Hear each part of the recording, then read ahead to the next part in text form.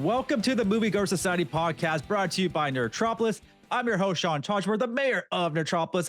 And of course, join me once again is my co-host, Drew Munhausen, the professional media and movie mastermind, who is twinning with me today. Let's show it. Let's show it off. There we go. There it is. There it is. Yes, we're donning our Sonic influence Nerdtropolis tees because we just love Sonic, obviously, and we're going to get into the world of Sonic. But in this podcast, we dive into the world of cinema, exploring everything from beloved classics to latest blockbusters. And we're on episode 40, Drew, and we're not tackling a film per se, but we're going to check up on our good friend Knuckles. He has a brand new show. I mean, it's pretty awesome that in 2024, which is what, 30 years actually. I think 1994 is when Sonic and Knuckles video game made its debut. So 30 years later, it seems like Knuckles gets, his own TV show, which is really awesome. So Drew, did you grow up playing the Sonic video games? I sure did. I actually was a Sega Genesis kid. I had to go to friends' houses if I wanted to play the Super Nintendo, which I really liked. I always wanted one, but I never had one. I did have a Sega Genesis, and I had. Are you familiar with Sega Channel? That was that cable. Yeah, it was like the cable channel. I mean, it was video games fed through. I did have that. It was definitely very pricey back then. Yeah, I don't even know. It was like one day my dad hooked it up and it was like, here you go, all the games. And I was just like, 6 or 7 years old. I was like, cool. And then that was it. But yeah, I was a Genesis kid until I got my Nintendo 64. So yes, very familiar with Sonic and the legacy there. Yeah, it's wild. This is what we grew up with. And I'm curious, a lot of the movies and this TV show is really aimed at also the younger generation. So I'm curious, like when they got introduced to Sonic. I wonder how many people got introduced to Sonic when Dreamcast, and like that's where we got introduced to Shadow, and then we had the cartoons. We had a different, like I guess a couple or 2 or 3 variations of the cartoon over the years as children when we were younger as children. But like Netflix has their Sonic Prime. There's a lot of Sonic content out there, more than you would think, actually. But before we get into all of that, because we're super excited to jump into this universe, we want to make sure you can connect with us online. You can find me on every single social media platform at Sean Taj, Nerdtropolis at Nerdtropolis. And don't forget to visit nerdtropolis.com for your daily dose of movie news, reviews, interviews, and trailers. And Drew, where can they find you when you're not contributing to Nerdtropolis? And just real quick, he just dropped a Challengers movie review, so check that one out. And I just did Boy Kills World as well, so you can check out those brand new interviews on the site. But where can they find you, Drew? Yeah, you can find me at Drew Munhausen on all the different social media platforms, posting what I'm watching over at Letterboxd. I always like to give the Letterboxd tag. And then, of course, here on Moviegoers Society. Also, don't forget to catch up on past episodes of the Moviegoers Society. We're really excited to be on episode 40 and giving all our love to the Sonic universe on this one. But tune into my podcast, Real Insights, on Spotify, Apple Podcasts, and of course, the Nerdtropolis YouTube channel. I dropped a few things on there. I did interviews for Boy Kills World. So I got Famke Janssen, Brett Gelman, Isaiah Mustafa, Andrew Koji. I did an interview with Mark Pellegrino, who's in Supernatural as Lucifer. I will be speaking to LeVar Burton shortly today, so stay tuned for that one. And I got a cool little surprise in the mail from our friends from Jada Toys. I got to show off real quick because this is really like what I need is this awesome display of Hollywood right here to add to my collection. This is a really cool little diorama they have. Very Hollywood. Cool. Yeah, so I'm definitely gonna put my personal pop figure that I have like right here. Kind of maybe put him in the middle. Because my obsession with Hollywood, obviously that's where the birth of Nerdtropolis comes from, is my love for movies. So big shout out to the folks at Jada for that one. I'm excited to display that one. And I got to watch all 6 episodes before it came out. Me and my fiance Marixa found time, I think on a Friday, to go through all of them. Drew, how long were these episodes? I don't really recall because I just sat through them and let them play through. But to me, it felt like a mini movie. They're short. I think the longest one is the first one, and it's like 33 or 34 minutes long. A lot of them range from like 25 to anywhere from like 24 to 28 minutes is probably about an average. Yeah, it's very watchable. Yeah, short episodes, but if you binge through it, you feel like you're watching a movie per se. I'm excited that we get this Knuckles series. I'm excited we got another Sonic movie. We have another one coming out with Keanu Reeves as Shadow as well. But can you imagine if they went with that original design, Drew, that went viral, and that would have been the end of this franchise, to be honest. I don't know what they were thinking, but that original, I don't know what the nickname they gave that design, but definitely not what we expected for Sonic. And I'm glad they listened to the fans when that trailer came out. I totally agree. And here's the thing with Sonic that I think is interesting. Like, I feel like the modern Sonic video games have kind of struggled from a quality standpoint, right? Like, there are still Sonic games being released regularly. The ones that are the most successful are the ones that kind of repackage the original games from the 90s. But there's been a lot of different takes on modern Sonic games to we'll just say varying quality. I feel like the reviews are kind of all over the place there. So Sonic is a franchise that lives on nostalgia. Like, I think the people that are our age that grew up playing the games in the 90s that loved those games still have a lot of love for Sonic, even if the modern games aren't very good. So then when you're finally getting a big screen movie of Sonic and this design comes out that's just horrifying, naturally there is a big reaction. We were not doing our show at the time that happened, but I can guarantee you, Sean and I would have been here complaining about that design and how horrifying he looked. And luckily they rectified it. And I think going into that first Sonic movie, there's a lot of trepidation of like, well, there was all this drama with the design. Now the movie's finally here. Is it any good? And it actually was. Like, there's a lot of things you could nitpick about that first Sonic movie, but at the very least, it's fun. And then Sonic the Hedgehog 2, I think, was even more fun. So I'm actually looking forward to the third movie coming out later this year around the holidays. And then this Knuckles miniseries, I feel like, kind of snuck up on us. Like, it was just all of a sudden it's here, and all 6 episodes are dropped at once. Yeah, which is actually pretty awesome. I know some people are like, oh, I like to watch it weekly. I'm the opposite. But to be honest, the Sonic franchise, since the first movie, got it right. And that was due to the voice casting, due to the likable human characters, and due to the fact what the characters look like, what Sonic, and then we got a little Tails cameo, like just what it looked like. Obviously, Jim Carrey as Robotnik, I think that also was the winning formula, or the winning part of that film, is that was perfect casting. And he's coming back for the third one. So you have all the same characters. You got the addition of Shadow, which was teased in the ending of the second film, which is apparently going to be voiced by Keanu. I mean, this is just brilliant. You got Idris Elba, obviously, as Knuckles, and then Tails is one of the original voice actors for Tails. I think it's Colleen. Oh man, O'Shaughnessy or something. Yeah, O'Shaughnessy. She had quite the last name there, but I got that from my head still, because that's a very memorable name too, and she does a great job as Tails. And I'm glad they picked her to do it, because her Tails is amazing and brought back so many great memories. So the casting for the voice is amazing, and then obviously Sonic is Ben Schwartz. I mean, he said he's willing to voice Sonic forever, and that's really a spot on voice.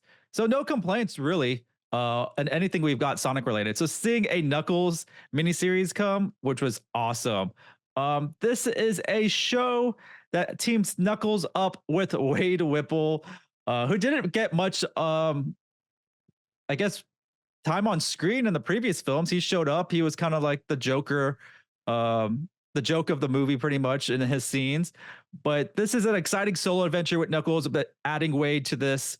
And in the Sonic universe, Knuckles' journey is a tale of self-discovery and mentorship as he takes on the role of teacher to the eager Wade. And it becomes Wade the Warrior. I like that nickname that Knuckles gives him, as Wade the Warrior. And I thought this was a really fun and campy series with a lot of actually really witty humor and creativity. And I will say this before we dive further is, yes, it's a Knuckles series, but it's also a Wade series, which is actually not a bad thing to me, because it really shows how great, I think it's Adam Pally as Wade Whipple is really, really good. And his character is actually really lovable and relatable. And he's really good with the comedy, a lot of slapstick stuff there, but really emotional stuff as well. And I thought it was the perfect combination. People are like, well, what is this guy doing in this show? And to my surprise, as a very minor character, what is it? I would call him a third tier character from the franchise or beyond. He's top tier in this one, which was really exciting. What were you surprised about? We got Knuckles, but we also got a lot of Wade. Yes. So to your point, when Sonic the Hedgehog 2 came out in theaters, and I went and saw that, I didn't rewatch the first one before I saw it. I was like, yeah, it's Sonic. I saw the first one and I'm going to see the second one. And I didn't really even remember Wade from the first movie, but I just remember him having a bigger presence in the second movie and being a little bit more memorable because he is pretty funny. I can't say that despite, having like a positive reaction to him in the second movie, I can't say I was excited for a Wade and Knuckles team up, or that being the premise of the show.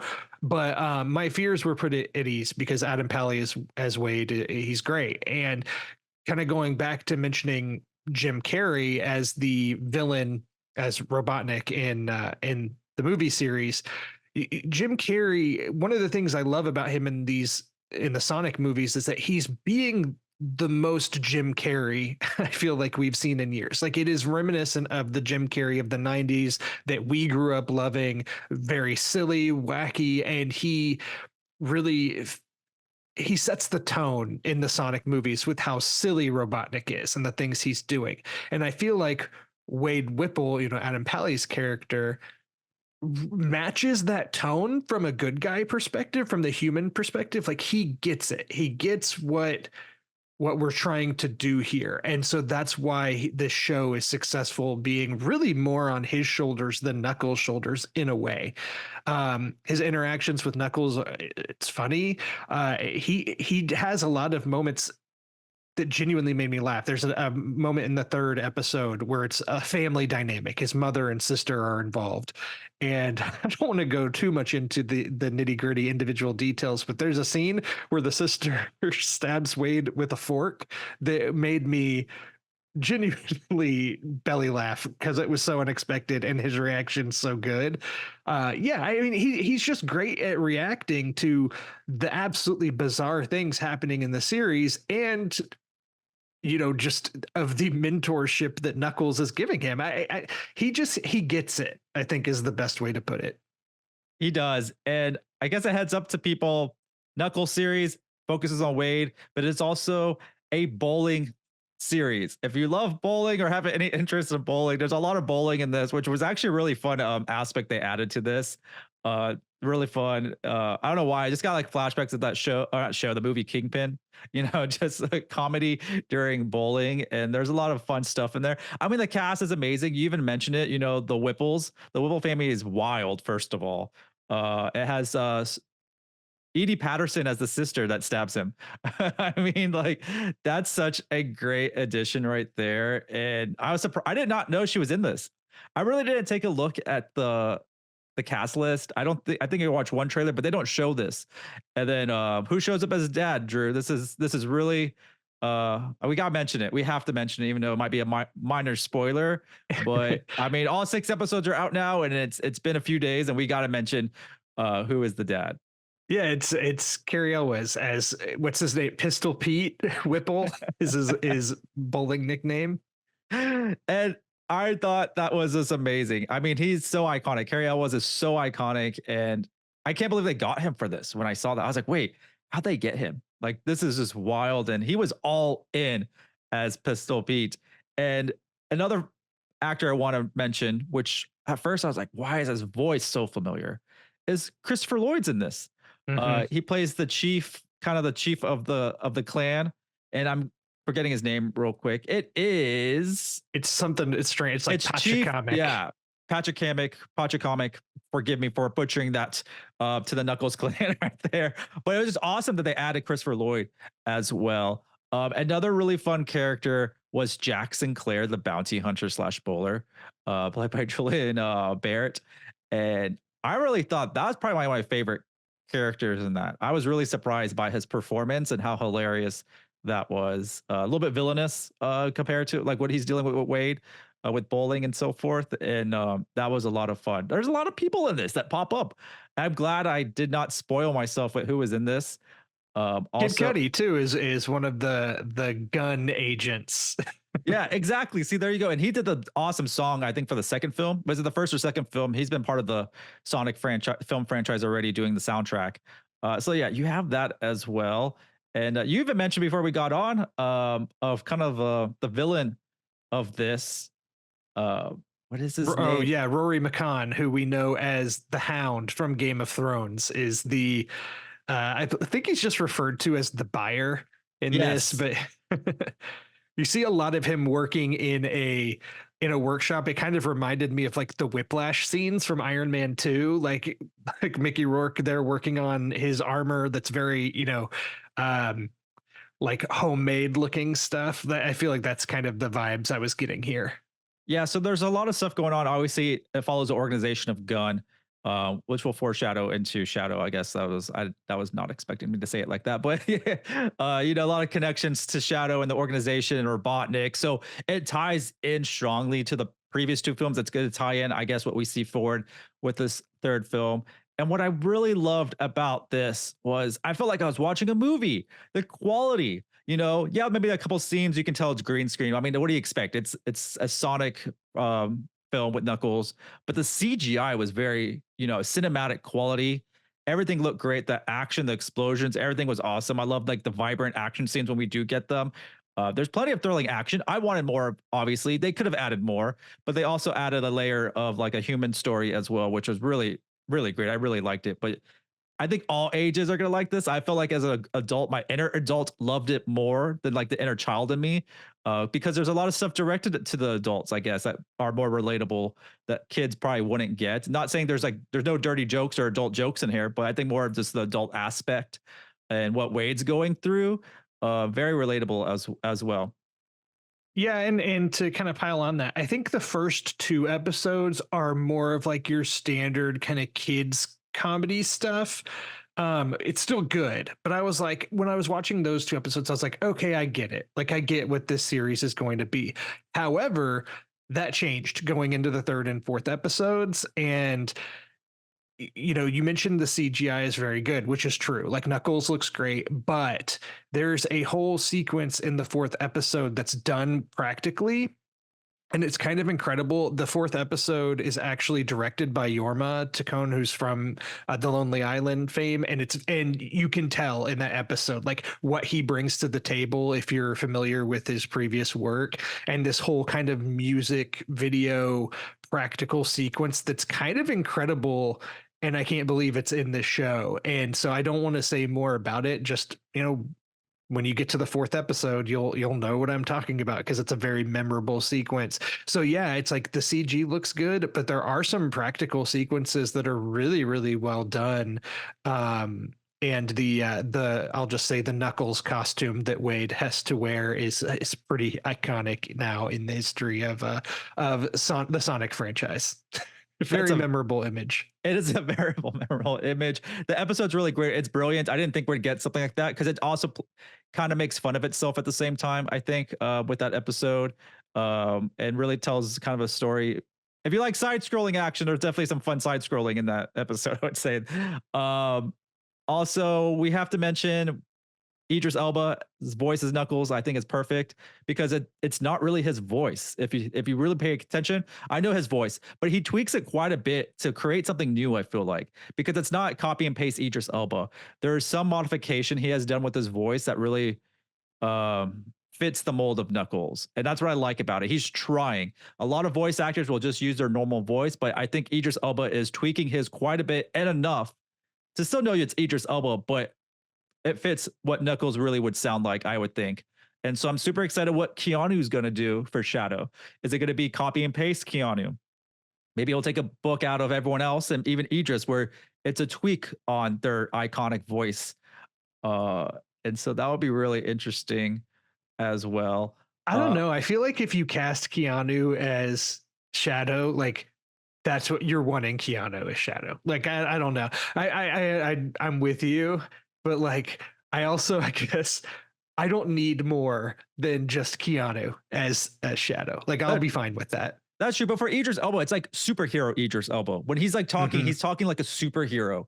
And that's what I want to see what Keanu's going to do, because there are different versions of Keanu throughout his career. I mean, is Shadow really going to be the Bill and Ted version of Keanu, the John Wick version of Keanu? I mean, what is he going to do? There has to be some type of tweak, and it comes down to the personality Shadow's going to be, which I'm very curious of what type of persona they're going to give him. Keanu did a great job actually, and was very animated in Toy Story 4, where he played. Oh gosh, now I'm gonna forget the name of. He's the Duke Kaboom. Duke Kaboom. Thank you. Yeah, this the stunt rider. He was very good and funny in that. So if he brings some of that energy to Shadow here, although Shadow, I'm sure will be a. I'm assuming he's being set up as probably similar to how Knuckles was in Sonic 2, where he's like a villainous character who will then be good also. I mean, I don't know. I'm not, Shadow the Hedgehog's introduction is when I was starting to like grow away from the Sonic franchise when I was younger playing games. So I'm not as familiar with all the Shadow the Hedgehog lore. All I remember from Shadow, I think when I bought a Dreamcast when it was discontinued, Best Buy had them for $50, the Dreamcast, when they got discontinued. So I bought it just so I can play the Shadow the Hedgehog game. But Shadow has been around longer than Sonic. And what I love about it, is Shadow is the creation of a Robotnik family member. I don't remember the exact, relation to modern day Robotnik, but that's really where it ties in. And I'm excited to see what type of lore they're giving the new film, the third film at least. What's so fun about the previous two films is they're using a lot from the video games, a lot from the animated stuff too, but they're also creating their own thing. And I know the director was saying, we want to create like an Avengers, like end of the world situation almost, like really give really big baddies in the Sonic world for them to battle, or just end of the world situations, as we get more Robotnik and seeing what they're going to introduce more, because there's a lot more character and lore for Sonic. I mean, there's so many cool characters that they have that definitely have not been mentioned or introduced in the films. Yeah, I'm not a Sonic scholar by any means, but I know that there's a pretty deep roster of characters that they haven't even scratched the surface on. And I feel like they're doing it right. Like the first movie is standalone Sonic, and you introduce Tails, you tease Tails at the end. And then the second movie is Sonic and Tails, but you get Knuckles added in. And then now we're going to get Shadow, but you haven't really gotten into all the other kind of Sonic-esque characters. Like there's a Bat, and there's Amy Rose, and there's all these other characters, and I don't know if any of those will be in this next movie or if they're really sticking with Shadow. It'll be interesting to see. I do appreciate, as silly as the Sonic lore is, these movies and shows are not really afraid to dip into that. Like second movie, you get Chaos Emeralds and like their owl mentor. I don't know the name of it, and I'm sorry, Sonic fans, don't eviscerate me for not knowing the name of like the owl mentor that appears in visions and such. But yeah, there's a lot going on here, and I'm just kind of in for the ride of all of it. I don't mind how silly it is. No, and what I think is going to happen is at some point we have to leave Earth. At some point we have to leave Earth. That's where you run into other characters. That's really where you can have more fun. But I think they're also going to do these more series like Knuckles. Tails deserves one. Like Tails needs he's his own series. You can team him up with somebody if you really want. Who would you team up Tails with for like their way? I mean, Tika Sumpter has really good chemistry with Tails. Like the first episode, as you can see, Sonic and Tails are in the first episode, and Tika's in there briefly. So you can have her kind of show Tails around town. You can have fun stuff. They don't have to be big scale shows like Knuckles is, because it has a pretty big bad guy towards the end. But I think you could do something more fun with Tails, more about the invention side of things, getting acclimated, I guess, and the fact that Tails can pretty much fly. And that's one thing I'll say though, real quick about flying.